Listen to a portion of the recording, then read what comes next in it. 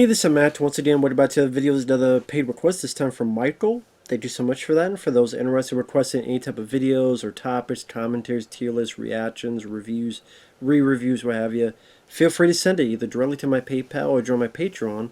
Both links are down below in the info box. And this is for Super 8 from 2011, which the last time I saw this was probably when it came out. And it's directed by J.J. Abrams, and this is him trying as hard as he can to be Steven Spielberg. The suburbs, the kids, there's an alien in the premises.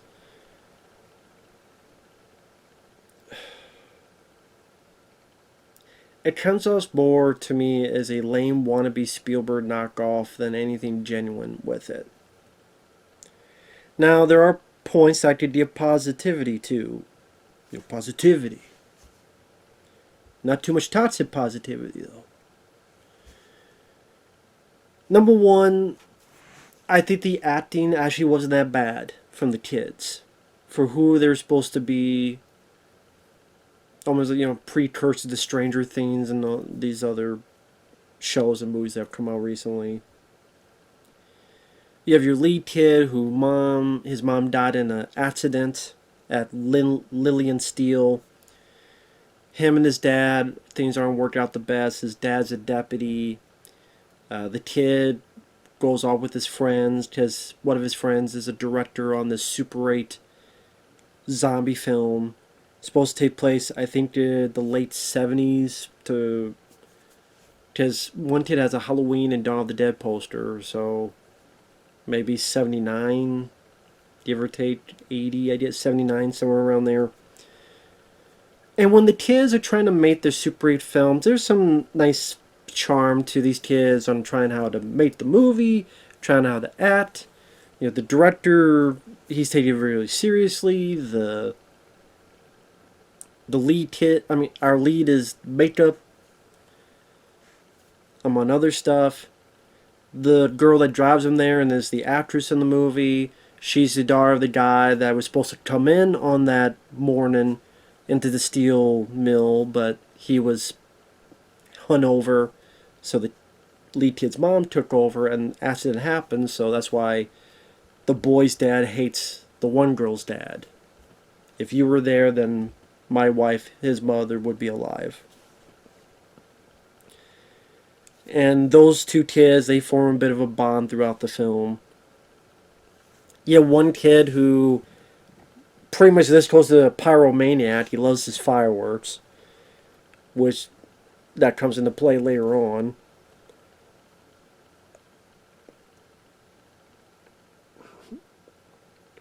And sometimes, at first these kids, I will admit, rub me the wrong way, because the first time we see them is the wake of the funeral of the kid's mom. And the one kid is like, they either talk to turkey sandwiches, or the one kid's like, man, he not gonna do my movie. Who gives a shit? Fuck them, fuck you. Who gives a shit about your movie? He not gonna do my movie now. But that just sounds like such a dickish, assholish, and probably realistic thing a lot of kids would say, to be honest, but that doesn't make it any less dickish and shitty to say. I'm like, well, fuck you.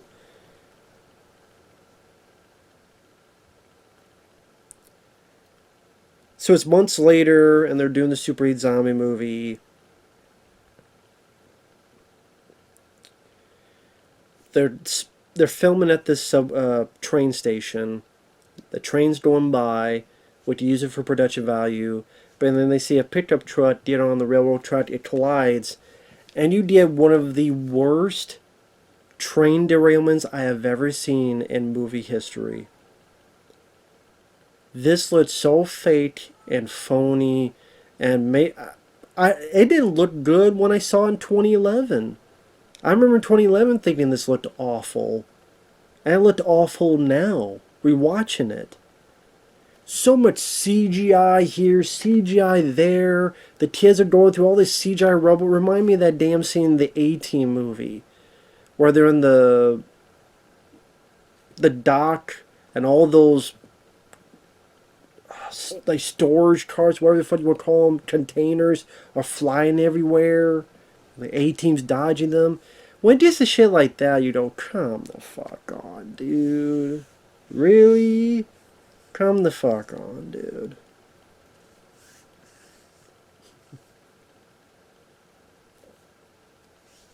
Ridiculous. And it didn't look good. Aside from a handful of practical explosions, it was just an eyesore to witness. And then, on top of that, magically, the guy driving the truck, he survived. He's got blood on him, but he survived. I'm like, maybe that's happened in real life, okay, but you see a pickup truck colliding with a full-on train, and him, did he expect to survive? If not, then why didn't he just jump off out of the truck? Like, you could put the truck in gear, put something in, and just jump off. And who's to say what if the truck didn't do anything? What if the truck did not fuck up the train? There's been times where trains have hit bigger shit and they don't derail, especially like this. I mean, you just see footage on YouTube where trains have hit a lot bigger shit, and they just keep on going. Well, obviously don't try to slow down. It takes a while for it to slow down, but it doesn't do this. And this is like a pretty small pickup truck, so that could have done nothing. And most of it seemed intact, and I'm like, what the fuck? Just there to steer the kids, and the kids to find this diagram, and him to warn them, if they find you, they'll kill you, as in the military. But it's like, come the fuck on, dude. Of all this. What the shit?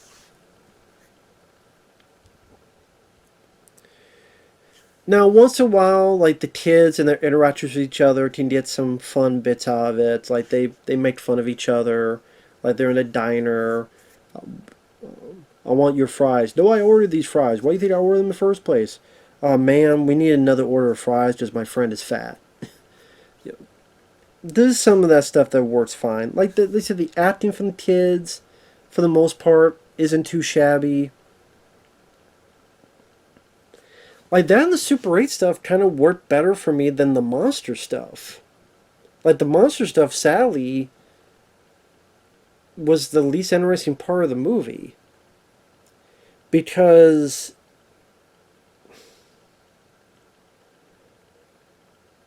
J.J. Abrams, I don't think, has a good sense of building suspense or tension.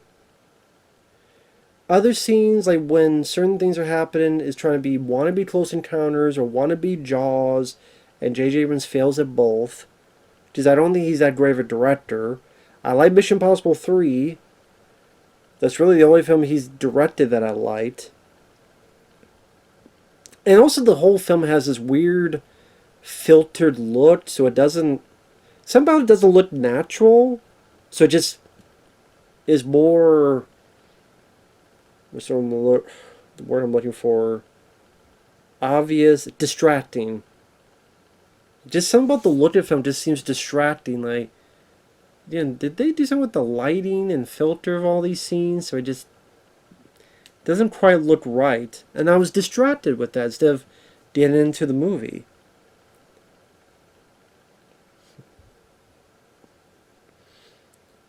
So strange things happen. Engines are gone.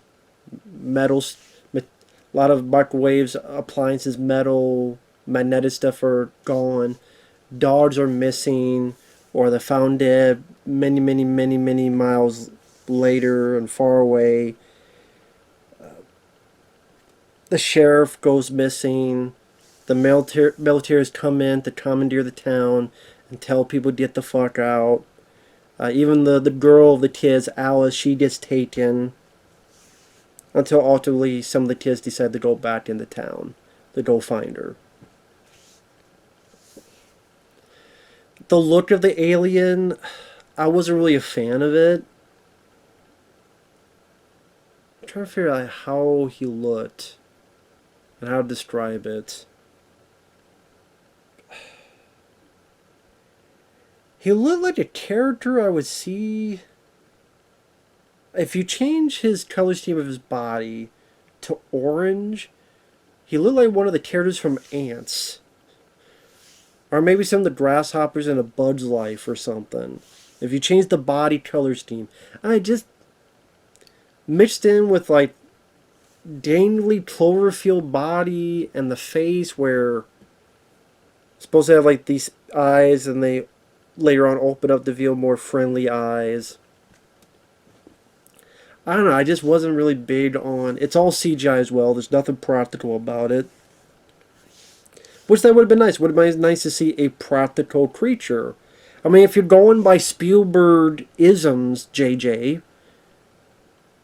it was a real shark effect, as in practical. Close Encounters, E.T., which won an Oscar for makeup. Although to me, John Carpenter's The Thing should have been nominated and won, but that's neither here nor there. So if you're going for this big Spielberg vibe, why are you going with this over-the-top CGI derailment of the train that takes some notes from like Indiana Jones movies for that, of how to do that? With model work, detailed model work. Like Independence Day in 1996 did that. With a lot of these model work of these scenes. And you had the budget for it. Steven Spielberg's got his name on it, producing it, to help you. This is the time Spielberg looked at it as like a prodigy or something. Protege. Here's my protege. Jar Jar Abrams. And the monster, it's all CGI. And it just, again, the design just looked not creepy. It looked goofy, honestly. It looked kind of like... just wasn't for me. And spoilers, you get an idea that the alien was tortured by the government, so he was taught to hate us all. And so when the kids find the people in this... The one effective scene... Well, not one, but one of the effective scenes is when the kids get back into town and they go to the school, they find some information.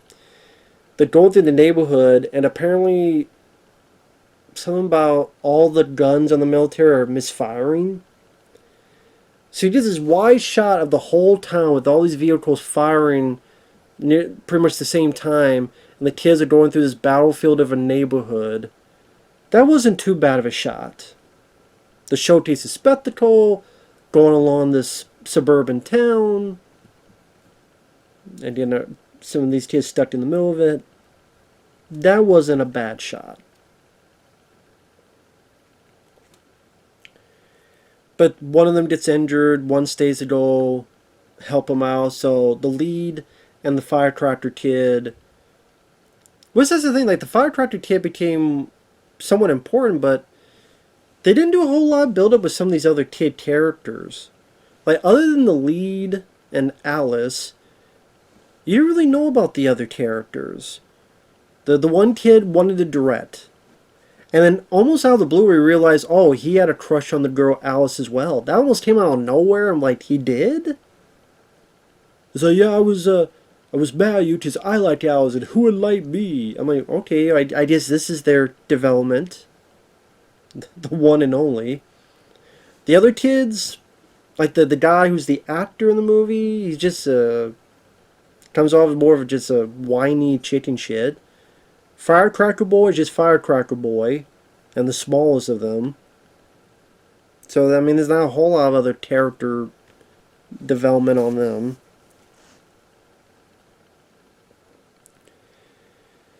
And they find all these... well, okay, another scene I almost missed. When they got back in the town, they've been caught by the... After the school bit, they're caught by the military, they're on a bus. And the alien attached the bus. And this is how the kids get away from the military. That's when they then get into the town that's in the middle of this misfiring. The bus scenes, some of the practicality of that where it's rocking and it's rocking on its side, but then gets back on track. Some of that was some decent staging in terms of effects. So yeah, I would say that, and the town siege is like the better scenes of practical action, but not so much other stuff. Like I said, the alien, just again, I don't think the CGI held up back then. It definitely doesn't hold up now. At what, 12 years later?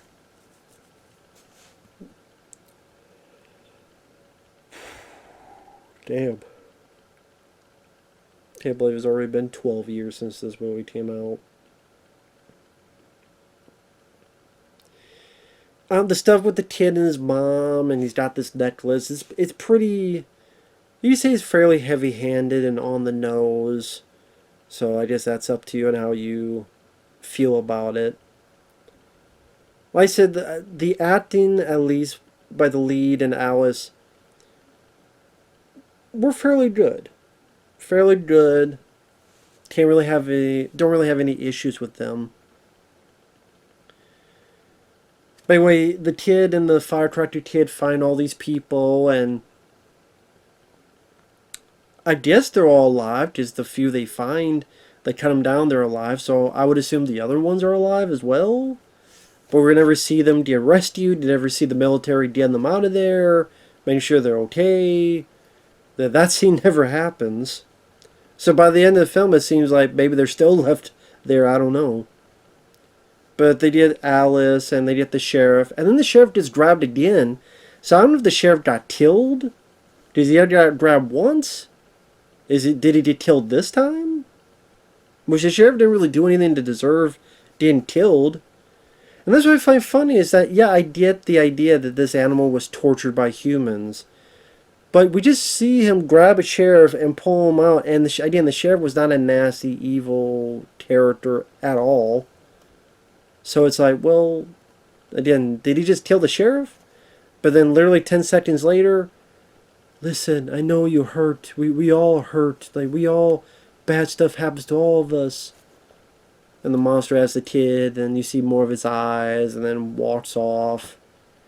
And I'm sitting there going, well, kind of this weird, like, we want a killer, nasty alien like the shark in Jaws. He's not an alien, but a nasty killing machine animal like Jaws. But then we want the heartfelt E.T. Close Encounters. So J.J. Abrams was trying to have his cake and eat it too. He wanted try to have intense scenes like Jaws, which falls flat, and then try to have more emotional stuff like Close Encounters and E.T. So that was a bit of a weird tonal shift in between. And it just ends with the monster building up his ship. He gets in. This one kid hangs on to his necklace. Idea this whole thing, he's got to let go of the death of his mom so he can move on. And then it seems as if that one thing is what the ship needed to finally leave.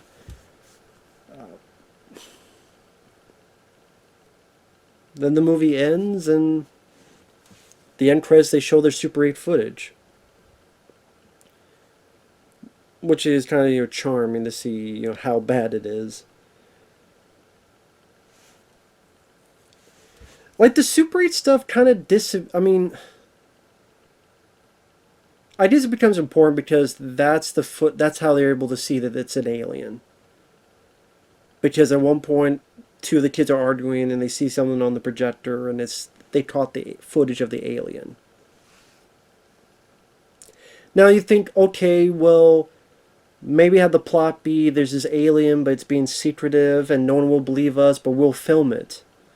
And so you have the one kid's like, we'll film it, it'll be my film. This will be my film.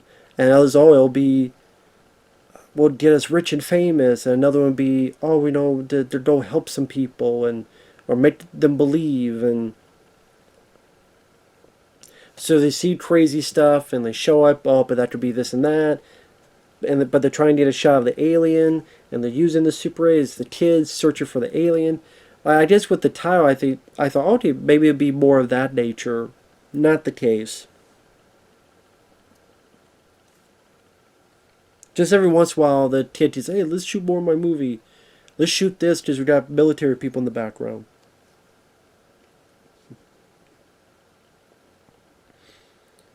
So I guess it would have been nice if even more of the super was implemented throughout the rest of the movie. I just what I'm saying. The rest of the film. Let's say the monster picked a lane. If you wanted to be a tortured alien that gets pissed, if it's fighting the military, the same way as a tortured, I can understand. The sheriff, that I don't. The the design and J.J. Abrams just he's down. It's funny you talked so much. Oh, these new Star Wars going to have practical. Well, why didn't you do that shit for films like Super 8 when you were directing those? Just didn't seem like you cared about that shit during this time. It's just like JJ trying hard to be Spielberg instead of having his own vision. Whatever the hell that vision may be, I don't know. But it's just trying so hard to be Spielberg that comes off as a wannabe. It comes off as a... You know how you have cereal, but you're back to the day, let's say, you want that cereal, but your mom or dad said, nah, we don't get the other cereal. It's a much cheaper cereal. But I want that. It's the same thing. But this is $2 cheaper. Is that the same thing? Because when you taste it, what you put into it money-wise is what you get out of it taste-wise. Like, this is not, Fruity Pebbles. It's the, or whatever the hell else it would be. Fruit Loops. It's the knockoff brand version. It's the Walmart brand version, or whatever the fuck else it would be. Or like soda. It ain't Coca-Cola, it's... What the fuck? Okay, it's not Mountain Dew, it's Mountain Lightning. This is the Mountain Lightning fucking sodas. I want the Mountain Dew. No, you did Mountain Lightning instead. Other than the kids, some of the performances, the bit with the two kids, and one has, about his mom, the girl sometimes wishing that it was her dad that died and not his mom, and the kid's like, you shouldn't wish for that, that's your dad. Like, those moments worked well, and that was the better part of the movie. But... And the dad, was it Kyle Gallner's name? Or Chandler? Kyle Chandler? I think it's Kyle Chandler. So the deputy, the lead kid's dad, he just came off as a dick. I did the predicament, they're writing him in, but he just came off as a dick, and I just really didn't care for that character. I think the bit of subplot with that dad and then the girl's dad, and at one point they get together and they become friends with each other. It makes sense in the fact that their kids are in danger, so don't worry about this shit, but just some way that came off with the two of them, and he's like, it was just an accident. If you've seen the film, you know what I'm talking about. It was just an accident. This came out as a bit clunky. I don't know how else to put it. So yeah, Super 8 I'm still not a big fan of. I would never see the film again. Never buy the film. The film's pretty forgotten. Although I think it made a little bit of money. I know a lot of people were talking. Back 2011, you would have thought this film was one of the best films of the year, and oh, it's a new classic. That's how some people were making this up to be in 2011. And now it's a film no one fucking remembers, so. Take that for you will. When people go, this is the classic. Wait about 10 years and see if it's really a classic or not. There you go. So, with that said, thanks for watching. Take care. We'll see you guys later. Bye-bye.